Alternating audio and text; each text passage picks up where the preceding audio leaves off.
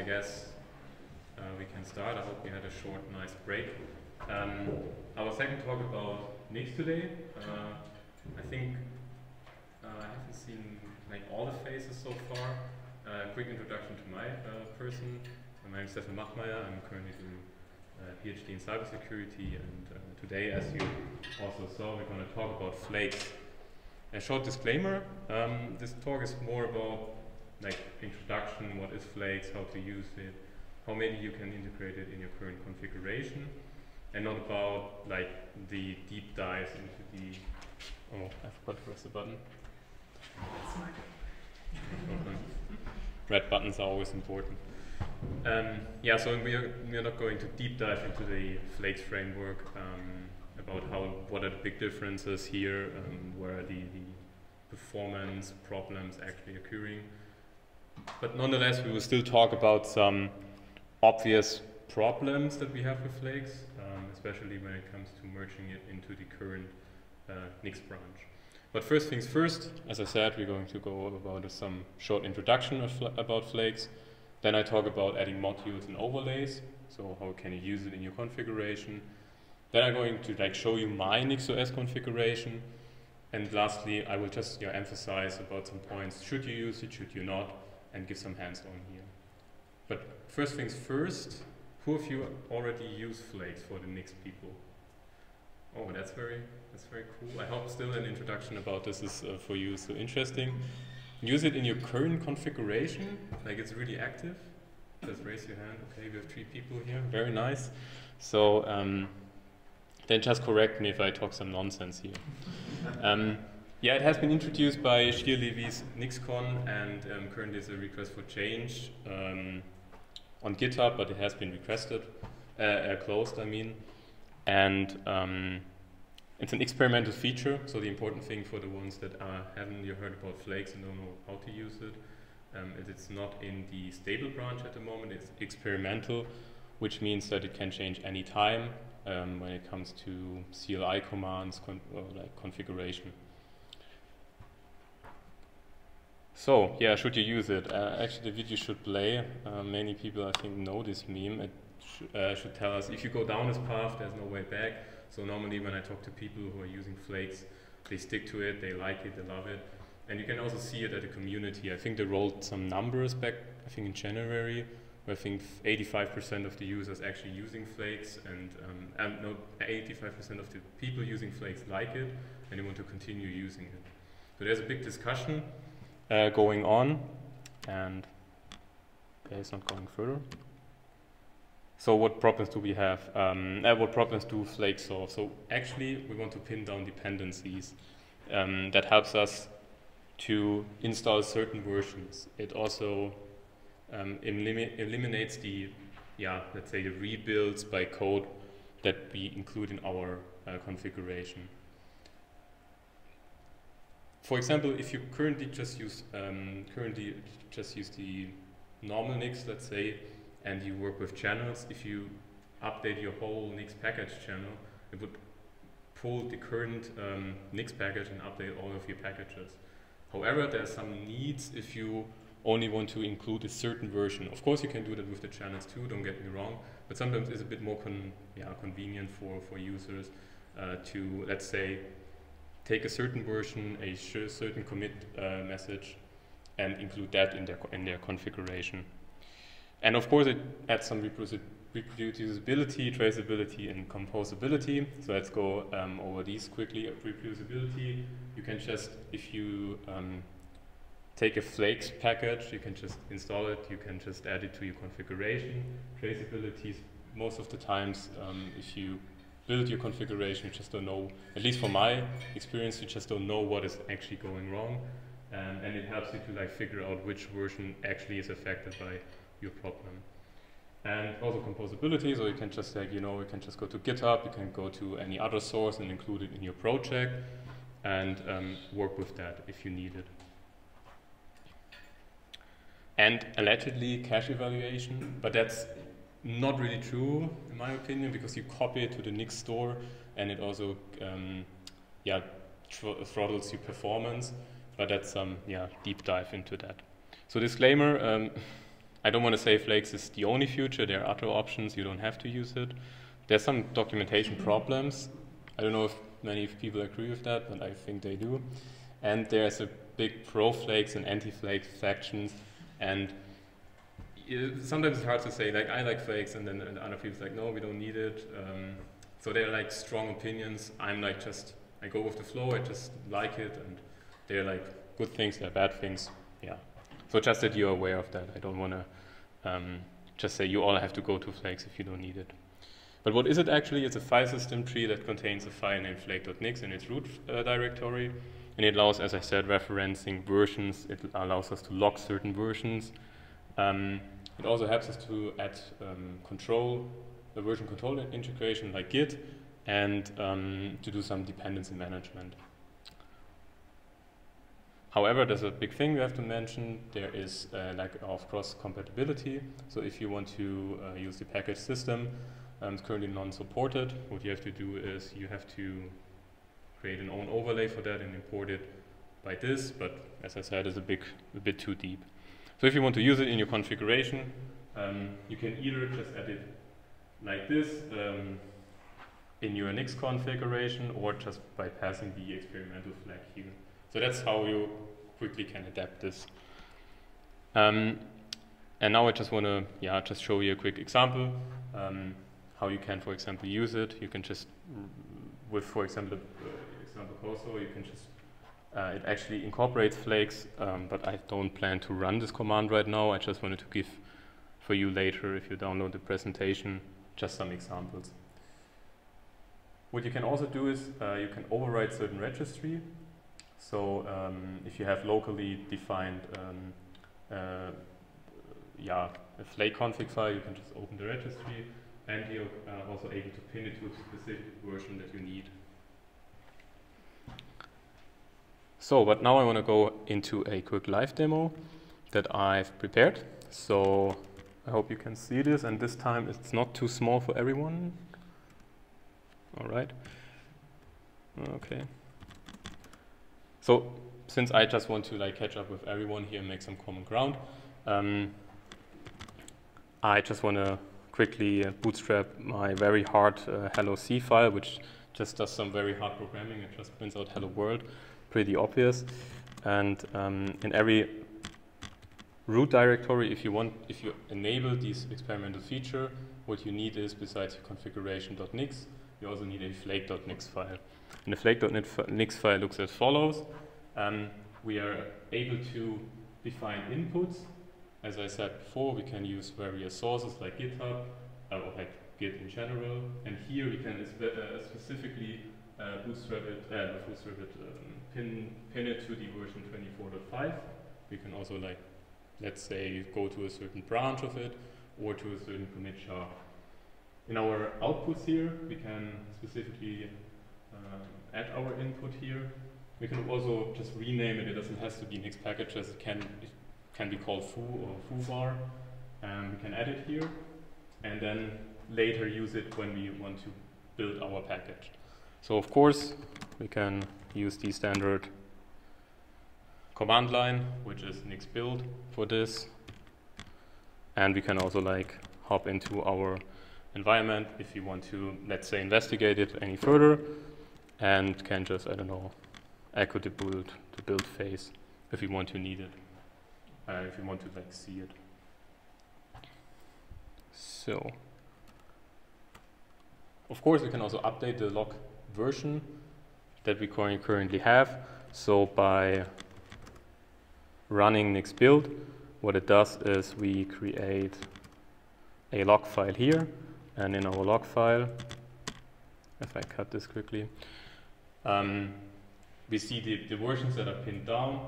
Here's the input that I defined in my flake.nix before, and here's the log version that we are currently building this with our revision and our last modified and our hash. And of course, I think I typed this before, if I want to update it, I can just go ahead, this is a bit down low, so I can go ahead and explicitly say, please update my log file for this folder that I'm currently working in. So yeah, this is just what we just saw. I just put it there as a backup. And what we also can do if we are not familiar what template I should use, we can also show us the templates currently available. For example, if you're looking for a template for a, I don't know, C or Rust application, or even for a simple container that I'm going to show you now, we can just bootstrap our application with it, and by that we can init this container, and it automatically creates us our input that we currently want to use. It normally takes the current Nix package version and starts it up that we want, how we can use it actually. So this is just some hands-on. If you want to work with Flakes, you want to, I don't know, package your own application with it, you can go ahead and use the templates. So what we can also do, of course, we can evaluate our current log file. If you want to see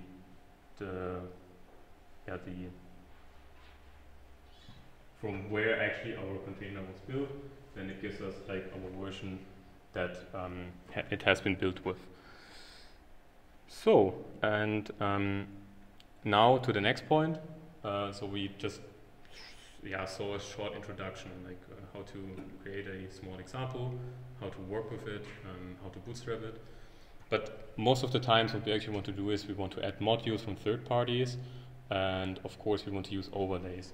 So let's just assume this example with Hydra.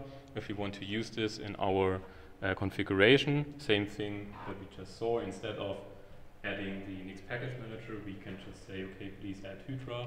It can be also something else. You can add the newer expressions if you want to pin down your Firefox extensions that I'm going to show you later. And then you, of course, add it to the outputs and can later use it in the modules definition. With overlays, it's like the same thing. Of course, we define our module, our input, and then we can use it in the outputs again. And now I'm going to like quickly hop onto my configuration, how I did it. It's on this side. So I hope everybody can see it, and I can make this a bit bigger. So with my configuration, I currently use it on my virtual machines to work with it. And I personally had the use case that I first need stable packages and unstable packages. That's sometimes very important if, I don't know, if you work on the latest versions and they are not supported. But you have problems with actually adding them. That was my use case when I wanted to incorporate Flakes. So what I did here, for example, I defined all my inputs, like the unstable branch, the current stable branch, or what I also needed is a GPG config, for example, to not manage .files. You can actually use Home Manager for that. So yeah, I just use it in this case. But you can also use the new expression or from the Nix community if you want to manage your Firefox extensions. So that's the same thing, what we just saw before, just a bit bigger. I define all my inputs here in the output section in my flake.nix file. And then I can, in this case, set up my modules. So this is a bit more complicated. We define our let. In this case, as I said before, I want to be able to access unstable and old packages as well as the currently running ones. So this is what is actually the magic happening here. If you have any questions, please raise your hand if this is too complicated. And then I also want to, of course, access the new overlay for my Firefox extensions. So let's just look into my modules that I bootstrap. Here, no, this is on tools. This is a very basic example. What we can do is we add our inputs on top of our module file, and of course, because I need it in Home Manager to place it at the right spot, because I don't want to, in this case, I want to have the same configuration for my GPG on my work computer as well as on my private machine, because I want to have the same commits. I can go ahead and go to the inputs, access the input that I defined in the flake.nix file, and then access the files on the GitHub. Of course, the GitHub has to be either accessible in some case. If we, for example, want to do a bit more, not complicated, but a bit more tricky stuff, I was working on, I had the problem that in my Firefox configuration, I want to have the same extensions across both machines. So what I used was I used the Nix community newer expression, I think it's called, and I want to, it's an overlay. You integrate it into your modules to be able to access it through the packages. So again, if we scroll up here, we just include our packages on top here, and then for the home manager section where we can define Firefox, I can then access all the other packages. So this is a common use case. Maybe it's interesting for someone of you. And then I think I also had one more example.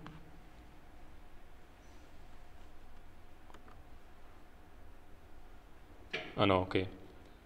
I currently don't use some unstable or old version, but it would be the same thing. You can just add it to your input on top of your module and use it. So, quick question. Should you use it? Well, actually yes, but actually no.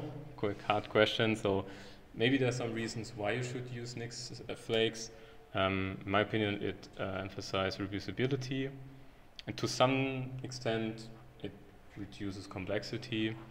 It also allows to be able to compose from various sources. As we just saw, I could just add my own GPT config. I could add some Nix community modules, and it's actually pretty easy if you want to if you don't want to solely rely on the Nix package manager. My personal experience is that it's very easy to update it. So if you have a certain version and you want to actually install it, you can quickly update your log file and do a new Nix build for your machine. There's of course some problems that I mentioned in the beginning. There's no scoping dependencies into groups. That's currently not really working, and it's still experimental, as I mentioned that a lot of times before. There were a controversial discussion. I mean, there's no conclusion on the request for change on GitHub, and was closed because there was some. First of all, it's impossible to parameterize flakes, and from the community, there were a lot of criticism that it tries to solve too many problems at once. We also have to admit that if we want to now integrate it to the stable branch, there are too many major changes actually happening that would affect stable functionality. And as I said, every time when we build our configuration or our package with using flakes, it evaluates if we have changes in our log file, and while doing that, it copies to the Nix store, and this brings, of course, some performance penalties. Yeah, with that in mind, if you want more to read about that, okay, there was some problems with my slides. Just go ahead and check out these sources, of course, from Elko Dolstra, very famous. And yeah, thanks for listening. If you're interested for my configuration, if you want to, I don't know, also integrate your Firefox extensions with NUA, then just check out my code. Thank you.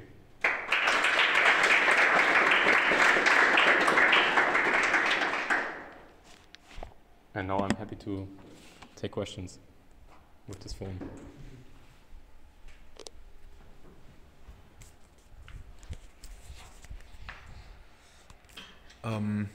So of course you can lock your system and so on with flakes, and of course you can also upload it to some version control Git. Can you give some more words on how deeply Git is integrated into flakes? So is it I don't push it with the Git CLI to some stuff, right? It's already to some extent built in. I mean, you don't have to use it, but it's nice when you integrate your package with a version control, because then it tells you if your log file is out of sync with your Git. And then you can, of course, upload the flake.log for other users if they're interested in using your module. So you don't have to use it. The examples I did were without Git. So it's not required, but it's very cool and handy that it's included. I will add just one thing to that. Also, as Stefan mentioned, to evaluate flakes, they have to be copied into the Nix store. If you do not use a Git repository to store your flake configuration, then the whole directory will be copied. While if you use a Git repository, then only the tracked files will be copied to the Nix store. So if you, like, for example, have other build artifacts or large files lying around in the same folder as your flake configuration, then that might add an additional penalty to the evaluation cost because of the copy duration. But if you have them in a Git repository, you can like Git ignore the build artifacts, and then also Nix will not copy them to the Nix store. Okay, thanks.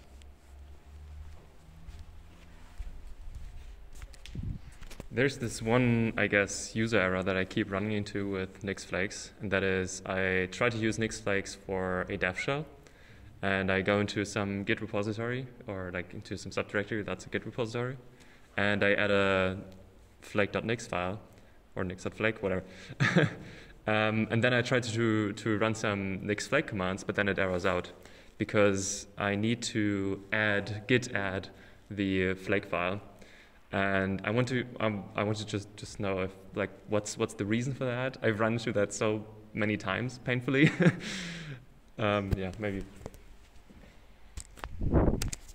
I mean, to comment on that quickly, that's a normal question. You should ask the community or the developers.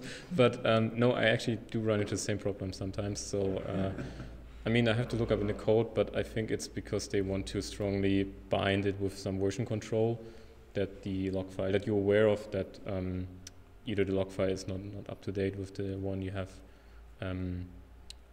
upstream. I don't know, to be honest, but that's a good question. I personally don't necessarily need some Git behind, so I guess we do share some same opinions about that.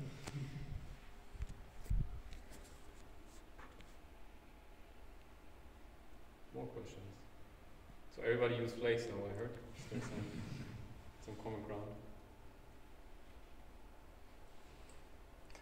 Okay, if there's no more question, I also want to add to the article that Stefan actually mentioned in the previous slide. So the flakes are not real and cannot hurt you. I definitely recommend reading that because it also shows that a lot of things you solve with flakes can be done easily without flakes, which also implies that if you use flakes now and for whatever reason they might introduce breaking changes in the future, it's not hard changing away from flakes. The way I use flakes is basically I only use them as an entry point for my projects or systems.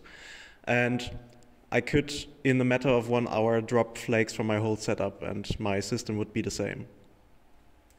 I cannot say the same, but I wish I could say the same. I also do not have like 100 inputs to my flakes, so that helps.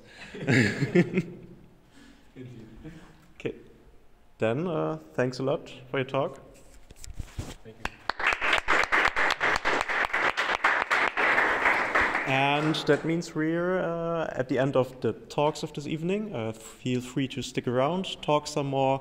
If you have some Nix questions, feel free to ask anyone around here. Also, if you want to ask some deeper questions about Ben's talk, about protocols and implementations of networking in Rust, feel free to go directly to him. He will be happy to answer anything. And yes, thanks a lot for having you here today.